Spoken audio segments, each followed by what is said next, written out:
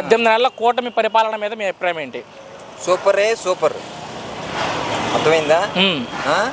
Jagan government కంటే Chandrababu Naidu government super. అంత సూపర్గా మీకేమనిపించింది సార్? అంత సూపర్గా మీకేమనిపించింది అంటున్నాను. అన్నగారి భవిష్యత్. ఎన్టీ రామారావు సీనియర్ నటుడు ఉన్నాడు కదా, ఆయన అల్లుడు కాబట్టి ఆయన బాటలో ఆయన నడుస్తున్నాడు. నందమూరి బాలకృష్ణ ఉన్నాడు, ఆయన కూడా అదే బాటలో. బసవ తారక రామ హాస్పిటల్ పెట్టాడు, ఎన్నో సేవలు చేస్తున్నాడు. ఏంటి హిందూపురంలో ఎమ్మెల్యేగా 3 సార్లు గెలిచాడు. ఆయన మించిన మరి ప్రభుత్వం వచ్చి 18 నెలలు అయింది, ప్రజలకు ఏమన్నా మంచి జరిగిందా కూటమి ప్రభుత్వం వల్ల? మంచి జరగకపోతే అన్న క్యాంటీన్ ఎందుకు పెడతారు? మంచే కదా అది. 5 రూపాయలు భోజనం పెట్టాడు, ఎవడు పెడతాడు ఈ రోజుల్లోనూ? ఎవడో పెట్టాడు. భోజనం చేస్తా 60 రూపాయలు 70 రూపాయలు, బిర్యానీ అంటే 100 రూపాయలు.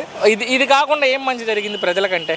ప్రజలకా అన్నిటికీ వైద్యం కానీ, నిన్న ప్రజా దర్బార్ పెట్టారు. ప్రజా దర్బార్ అంటే సమస్యలు ఏమైనా ఉంటే తీసుకుంటున్నారు. చంద్రబాబు నాయుడే వాళ్ళందరికీ న్యాయం చేస్తున్నాడు, ఎవరికి అన్యాయం చేయలే.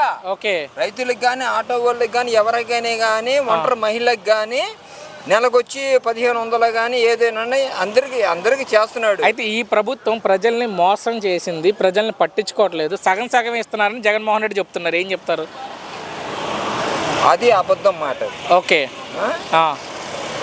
నిజం నిప్పు లాంటిది. ఈసారి నేనే గెలిచేది అంటున్నాడు ఆయన.